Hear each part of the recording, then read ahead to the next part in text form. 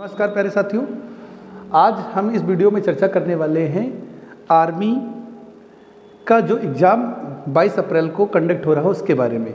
22 अप्रैल से आर्मी के एग्ज़ाम होने हैं। आप लोग ध्यान रखिएगा कि 22 अप्रैल के बाद आपके एग्ज़ाम होने स्टार्ट हो जाएंगे, जो करीब लगभग एक सप्ताह से 10 दिनों तक चल सकते हैं। यानी 10 दिन आप मान सकते हैं, 10 दिनों के अंदर आपके सारे एग्ज़ाम हो जाएंगे, जिसका ऑनलाइन रजिस्ट्रेशन की प्रक्रिया भी अभी चल रही है। आप लोगों ने फॉर्म भी भर दिए हैं। लगभग स्टूडेंट से मेरी बात हुई है तो उन्होंने फॉर्म भर दिया है और तैयारी भी बहुत अच्छे से चल रही है। तो उसी सिलसिले में हम बात करने वाले हैं किस तरह की एग्ज़ाम पैटर्न होता है, एग्ज़ाम में क्या आतना है, क्या पूछा जाता है। जैसे सबको पता है SSC GD, अगर आर्मी GD की अगर हम बात करते हैं, आर्मी GD में आपके साइंस आर्मी का जो भी एग्ज़ाम हो, चाहे वो GD हो, चाहे GD हो आपका, चाहे आपका NA हो, चाहे आपका टेक्निकल हो, चाहे आपका टेक्निकल ग्रेड का हो, चाहे आपका एक बचा है आपका दूसरा ट्रेडमैन हो, और जो भी इनकी पोस्ट है उनमें सब में एक चीज़ ध्यान रखिएगा, साइंस का बहुत बड़ा रोल है।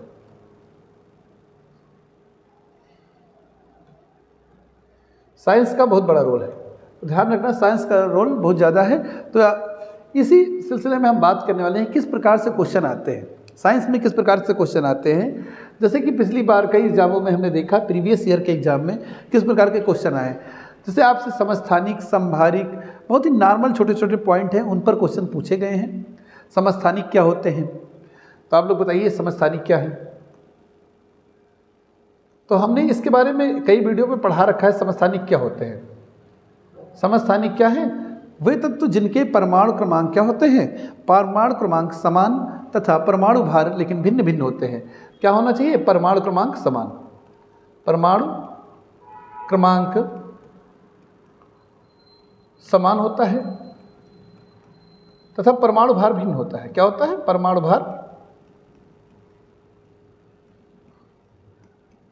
भार भिन्न होता है। तो ध्यान रखना, समस्थानिक क्या है? परमाणु क्रमांक समान तथा परमाणु भार भिन्न होते हैं, तो उन्हें हम समस्थानिक कहते हैं।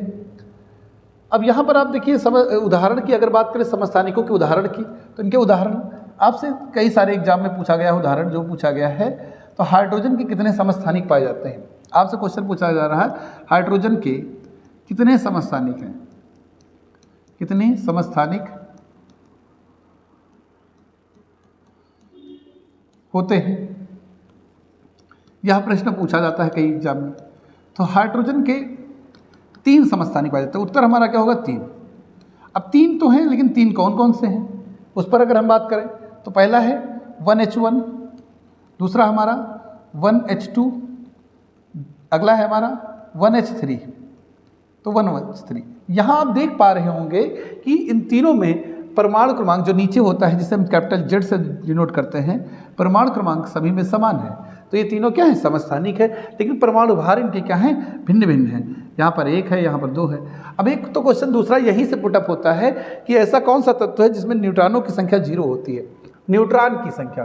तो न्यूट्रॉन बराबर आपको हमने पढ़ा रखा है, न्यूट्रॉन्स क्या होते हैं? न्यूट्रॉनों की संख्या या न्यूट्रॉन की संख्या, न्यूट्रॉनों की संख्या बराबर क्या होता है? न्यूट्रॉनों की संख्या बराबर परमाणु भार माइनस परमाणु क्रमांक, या आप कह सकते हैं प्रोटॉनों की संख्या। यहीं से जो मैंने क्वेश्चन पूछा आपसे कि कैसा कौन सा तत्व है जिसमें न्यूट्रॉन की संख्या 0, तो आप देख पा रहे होंगे यहाँ अगर न्यूट्रॉन हम निकालें तो 1 से 1 जाएगा तो कितना बचेगा? 0। यहाँ पर अगर परमाणु भार 2 है, 2 से 1 घटाएंगे कितना न्यूट्रॉन? 1। और यहाँ पर कितना है? 3, 3 से 1 गया तो 2 न्यूट्रॉन। आप देख पा रहे होंगे हाइड्रोजन का जो पहला समस्थानिक है जिसका नाम है 1H1 सूत्र है, और इसका नाम क्या है? इसे P से दिखाते हैं, इसे प्रोटीरियम कहते हैं, प्रोटीरियम।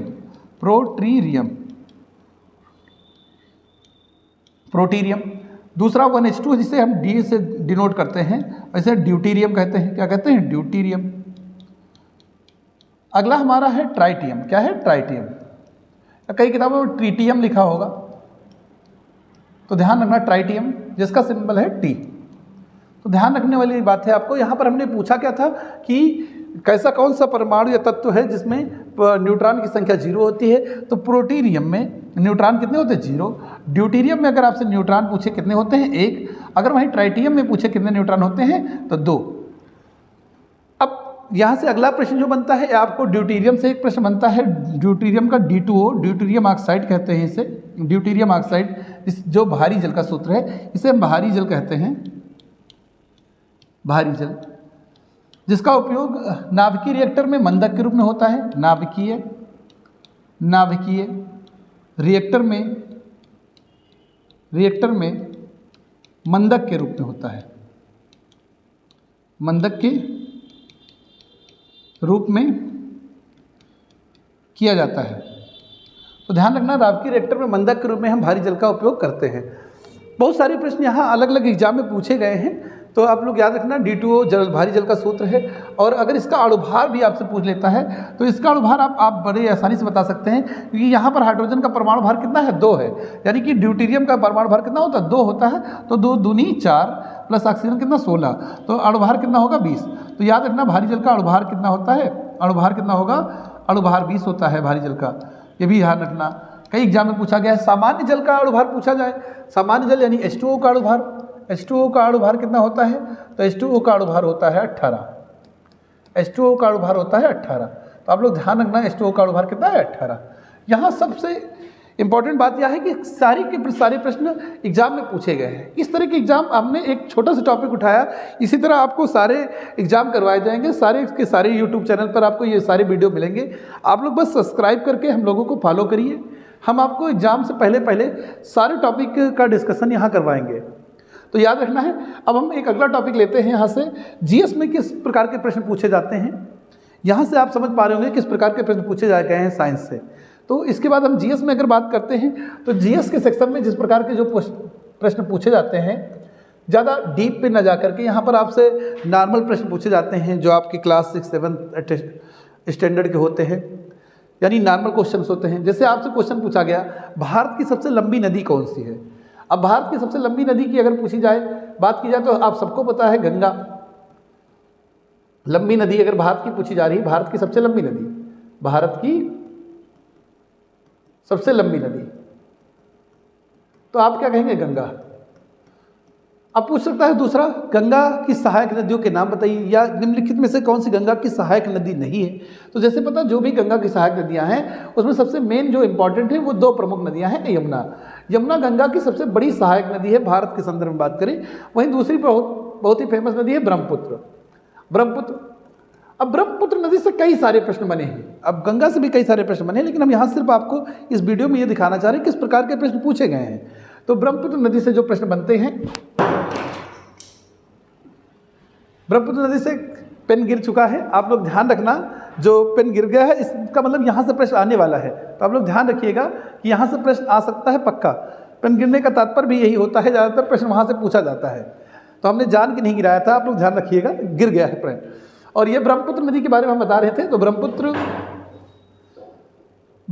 नदी का उद्गम स्थल आपसे पूछा जाए तो आप बता सकते हैं मानसरोवर झील के पास। कहाँ से? चेमा यांगडुंग की पहाड़ियों से होता है। इसे तिब्बत में किस नाम से जानते हैं? तो सांगपो के नाम से, सांगपो कहते हैं इसे। तिब्बत में इसे सांगपो कहा जाता है। ब्रह्मपुत्र नदी भारत में किस राज्य से प्रवेश करती है? तो ये क्वेश्चन अगर पूछा जाए तो अरुणाचल प्रदेश से प्रवेश करती है। कहाँ से प्रवेश करती है? अरुणाचल प्रदेश। अरुणाचल प्रदेश से भी कई सारे प्रश्न बनते हैं। भारत का सबसे पूर्वी प्रदेश है, भारत का कौन सा सबसे पूर्वी प्रदेश है? भारत का सबसे पूर्वी प्रदेश कौन सा है? अरुणाचल प्रदेश। पूर्वी प्रदेश भारत का सबसे, यानी भारत में अगर पूछा जाए सूर्योदय सबसे पहले कहाँ होता है? तो अरुणाचल प्रदेश में, क्योंकि सूर्य तो पूर्व में निकलता है और पश्चिम में अस्त होता है। तो सबसे बाद में अस्त कहाँ होगा? गुजरात में। और सबसे पहले निकलेगा कहाँ? अरुणाचल प्रदेश में। तो याद रखना, यहाँ से भी प्रश्न पूछे गए हैं। तो सांगपो नदी है, ब्रह्मपुत्र को तिब्बत में कहते हैं, तिब्बत में इसे सांगपो के नाम से जाना जाता है। और जब भारत में प्रवेश करती है तो अरुणाचल प्रदेश से, तो वहाँ इसे दिहांग के नाम से जाना जाता है, दिहांग नदी के नाम से। यही ब्रह्मपुत्र है, अरुणाचल प्रदेश में इसे दिहांग के नाम से जानते हैं। आगे जब ये चलती है तो ये पहुंचती है असम में। असम में इसे ब्रह्मपुत्र कहते हैं। असम में इसे नाम दिया जाता है ब्रह्मपुत्र। तो ध्यान रखना, असम में इसे ब्रह्मपुत्र कहते हैं। उसके बाद अगर हम बात करते हैं आगे चल के ये बांग्लादेश में प्रवेश करती है, जिसे हम वहाँ पर पद्मा के नाम से जानते हैं, पद्मा के नाम से जानते हैं। फिर आगे इस गंगा में मिल जाती है, आगे गंगा से बाद मेघना, अगर कई नाम होते हैं तो इस तरह के कई सारे प्रश्न आपसे पूछे जाते हैं। अब यही असम नदी पर, असम में ही ब्रह्मपुत्र नदी पर, असम में ही ब्रह्मपुत्र नदी पर क्या है, ब्रह्मपुत्र नदी पर असम में एक द्वीप है जो दुनिया का विश्व का सबसे बड़ा नदी द्वीप है। विश्व का सबसे बड़ा नदी द्वीप, सबसे बड़ा नदी द्वीप आपसे पूछा जा सकता है विश्व का सबसे बड़ा नदी द्वीप कौन सा है? तो विश्व का सबसे बड़ा नदी द्वीप है मांजुली, जो किस नदी पर है? ब्रह्मपुत्र नदी पर है। अब याद रखना है किस नदी पर है? ब्रह्मपुत्र नदी पर है। और राज्य कौन सा है? असम। तो असम विश्व का सबसे बड़ा नदी द्वीप है, और जो किस राज्य में है? असम में। अब यहाँ से एक और असम से जान लेते हैं, असम की राजधानी आपसे पूछ सकता है। तो असम की राजधानी क्या है? असम की राजधानी है दिसपुर। राजधानी क्या होगी? दिसपुर। असम का पुराना नाम पूछा जा गया है। पुराना नाम क्या है असम का? तो पुराना नाम क्या हो जाएगा इसका? कामरूप। पुराना नाम इसका कामरूप है।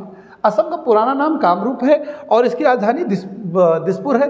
लेकिन यहाँ का एक फेमस शहर है, जो प्रमुख शहर की अगर हम बात करें तो इसके प्रमुख शहर क्या है? गुवाहाटी। यहीं पर असम का हाईकोर्ट भी स्थित है, याद रखना। हाईकोर्ट ऑफ असम यहीं पर स्थित है। हाईकोर्ट यानी उच्च न्यायालय हाईकोर्ट, यानी कि असम का जो हाईकोर्ट है वो कहाँ पर है? गुवाहाटी में है। और भी सारे कई असम से क्वेश्चन पूछे जाते हैं। असम से राष्ट्रीय उद्यान अगर हम बात करें तो यहाँ के फेमस राष्ट्रीय उद्यान हैं जो आपके पेपर में आ सकते हैं। तो काजीरंगा राष्ट्रीय उद्यान, काजीरंगा राष्ट्रीय उद्यान, काजीरंगा राष्ट्रीय उद्यान। ये किस लिए फेमस है? तो एक सींग वाले गैंडे के लिए, एक सींग वाले गैंडे के लिए फेमस है, याद रखना। एक सींग वाले गैंडे के लिए ये बहुत ही फेमस है, एक सींग वाले गैंडे के लिए। अगर हम वही बात करें मानस राष्ट्रीय उद्यान भी बहुत ही फेमस है, वहाँ का मानस राष्ट्रीय उद्यान हो जाएगा। अगला हम बात करते हैं तो मानस के बाद आता है